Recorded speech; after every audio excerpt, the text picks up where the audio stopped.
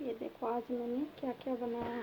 ये सब बनाने हैं कि आज पर और भी है वो दही वगैरह तो सारा कुछ है ना, बाकी मिठाइयाँ है ना।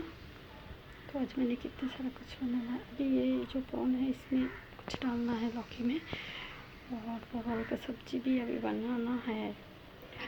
और ये जो प्रॉन बाकी है उसको मैं सोच रही हूँ एक मतलब कढ़ी सा बनाए, तीखा सा साउथ इंडियन सा कुछ है ना, और साउथ इंडियन रिंगवानीस टाइप का। और नारियल एक तो डालती हूँ। तो देखो इतनी बिज़ी हूँ, ऊपर से मार्केट भी देखना पड़ रहा है ना।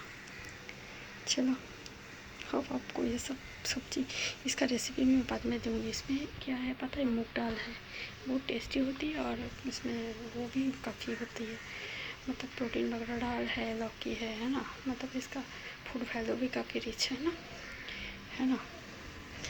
अब मैं बाद में बोलूँगी इसका रेसिपी क्या है। ओके चलो बाय, टेक केयर।